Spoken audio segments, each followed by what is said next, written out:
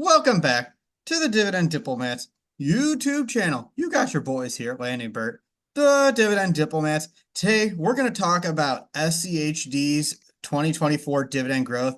I'm just kidding, everybody. We're not going down that road again. You let us know loud and clear you did not want us to talk about that. So you know what we're going to do today? We're pivoting hard in the other direction. We are talking about a Dividend King that just announced a dividend increase last month that announced some pretty good sales figures. So let's see, is it time to buy this king? Let's find out. Smash that subscribe button, guys. Give Bert the Hurt and I a nice thumbs up, guys. On the road to WrestleMania over here, on the road to 19,000 subscribers. We're, around 500 subscribers away. Each one counts, each one matters. Each dollar counts here on this channel, guys, which is what us Dividend Diplomats put to work. And today, featuring a Dividend King, again, which is over 50 years of dividend increases, Bert. And, this stock is up this year, but down over the last 52 weeks. Had a great earnings release. And like you said, a dividend increase announcement recently as well. That's right. Not only are they a Dividend King, Lanny, they are one of the longest Dividend Kings, too. This company has increased its dividend for 68 consecutive years. That's actually the second longest. I'm pretty sure when I was looking at the list, it was, I think, 69 plus years was the number one. So they're not quite there unless this company slips up. There's a reason why Lanny is smirking. You're going to have to watch our channel over the next week to figure out why. So who is this mysterious company? Lanny, let's get the drum roll. AT&T. Yeah. Is it Paramount? No. Is it Walgreens? No. Yeah. This company is Genuine Parts Company, ticker symbol GPC. So let's talk a little bit about Genuine Parts Company. Talk about it. Who are they? They are a massive, massive company. They have over 60,000 employees. They are worldwide in the US, Europe, Australia. I think I saw they were operating in 17 companies. Their business is really split into two parts in the industrial, like the secondary auto and industrial. So you have Napa know-how. Napa know-how. That's right. They have the Napa stores, the Napa repair shops. You know that brand. You've seen it everywhere. And then they have their industrial wing, which sells like adhesives, hydraulics, all the big heavy The machinery parts. pumps. Yeah. Everything that I know nothing about is what they sell to, and they sell it to factories. Between the two, that's what makes up this behemoth Dividend King in Genuine Parts Company.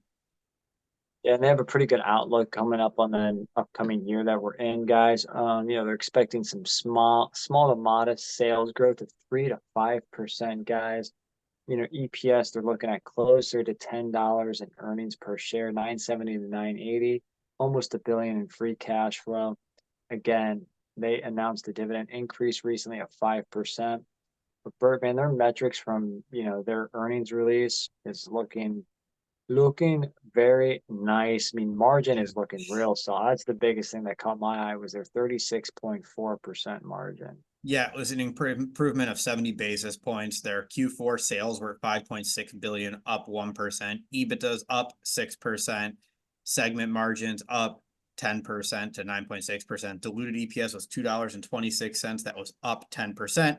So you see a lot of green arrows pointing up in this direction, and things from the chart are looking great here for Genuine Parts Company. Yeah, and that was just Q4, guys, just Yeah. as a frame of reference there. Yeah. Over 2.6 billion in liquidity as well. You got to like that during this high interest rate time period. Yeah. Looks like they're trying to reduce some headcount coming up in this year, Bert. Yeah, I did see that. That caught my attention. That was the big headline that said they are going to look to reduce headcount. So I was wondering, are they laying people off? And that wasn't the case.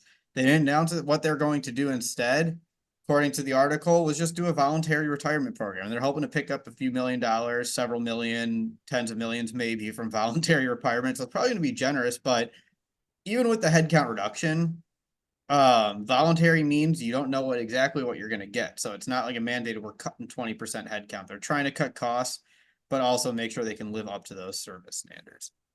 Living up to the standards, you still got to meet demand, guys, despite reducing head count. But I mean, guys, if you think about it too, I was say if you meet demand, I mean, cars aren't going anywhere, and with how expensive new cars are, you're going to be pushing more to repair your old car and doing whatever you can to keep the life going on that car that's paid off or whatever you need to do. Honda Accord, baby, keeps trucking along. Yeah, it moves along. So that's what's interesting about them in the business that they operate in. Crossed 165,000 miles this week, Bert. Wow, beautiful. 165 for the old Honda Accord. My Camry's, I think, holding around 109, 110 maybe. So yeah, it's some nice mileage there in the big Japanese automakers. We're very supportive of Honda and Toyota. Yeah, that's right, Yeah, guys. But let and us know. Let us know in the comment section. Are you loyal to a certain car, by the way? It's a tangent from Genuine Parts Company. Are you a Honda, Toyota person, or are you loyal to a different brand? how Let us many miles do you have in your car, and what is your goal? Let us know in the comments, guys. Don't forget to like yeah. this video. We're gonna run GPC through the Dividend Diplomat stock screener, though, guys. Again, the price to earnings ratio less than the S&P 500. We're gonna look to see if the dividend payout ratio is less than 60%, which is really the safety to the dividend. Can they keep paying it? Can they keep growing it? We're going to look at the dividend growth, of course. As we mentioned, they already did increase the dividend. They already have increased the dividend for over 60 plus years.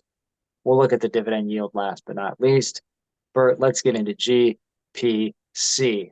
Close prices as of the end of February, February 29th here. They closed at 149.26. We're taking forward EPS at 980, right smack in the middle of company's guidance range of 970 to 990. That gives you a PE ratio of 15.23, well below the S&P 500 and a lot cheaper than I was expecting, Genuine Parts Company, especially for a Dividend King like GPC. Wow. Yeah, great PE ratio. Really like it. Your dividend, paying $1 per share per quarter, $4 a year. So you do the math, you're at a 41% dividend payout ratio. So well below 60%. They can keep paying it. They can keep raising it, trailblazing, reeling, dealing, girl stealing, high wilding, profiling, you know it. Rick flaring it over here with GPC. But bro, what's the dividend growth look like? So their 5-year average is 5.67%, and that dividend increase they just Woo! announced was 5%. So it was right in line with their average. Nice, consistent mid-single digit range for GPC. And I've already mentioned it. They're a king. They've announced increases for 68 plus years. What a steady stock. Steady Eddie. That's what we love about this company. Dividend yield at 2.68%. The 5-year average slightly higher at 2.76%, but not too far off, Bert. Um, No. we've talked about their year-to-date performance up 8%, but down 12% in the last 52 weeks. 21 point, 21 billion by market cap. Yeah, it's interesting. And then moving to the balance sheet quickly, we like to look at the current and the quick ratio. Current ratio is 1.2. Quick ratio, once you back out that inventory, is 0.63x, but that's actually not surprising for this industry because you got to sell a lot of these auto parts. Their products that they're selling and putting in their stores aren't cheap, so you would expect them to have some cash locked into inventory. Yeah, you're right. Hey, you'd expect that from this company, and at least it's over 0.5 on the quick ratio. Not too bad. Yeah, so let's summarize here. PE is 15.23, 40% payout ratio, 5.6% 5-year dividend growth rate, 68 years increasing, and a 2.68% yield. Lanny, what are your thoughts here? Just going through the metrics, what we've talked about from the company. What are your initial thoughts on GPC? I think this is a great stock to buy. I mean, plain and simple, if you don't already own GPC and you're looking to get into a nice, modest dividend yield of 2.6, 2.7, 2.8% with a 5 to 7% growth rate that grows and it's going to continue to return back to their shareholder, aka you, it's a great stock. Am I going to buy right now?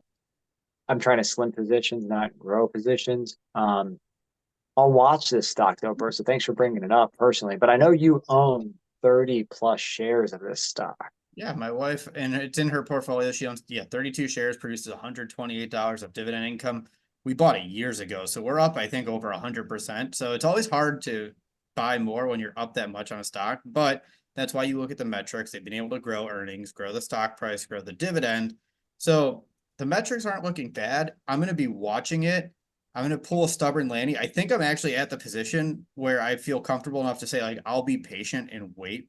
If they drop down a little bit more, if they hit below 140 in that like 135 to 140 range, I might add a share or two because look, finding undervalued stocks are hard right now. And when you do buy, you want to focus on quality, and this company screams quality. Couldn't agree more, guys. Do you own GPC? Let us know in the comments. Are you currently buying? Is this a stock to buy right now? Are you earning this passive income, growing that dividend income on that road to financial freedom? Do you think GPC is a great stock to ride with on that journey, guys? Let us know in the comments below, please. If you haven't already, subscribe to the channel. Give the video a good old-fashioned thumbs up, and remember, you're not with us, you're against us, Jack. That was Bert, the Ohio State man, and Lanny from the DD over and out.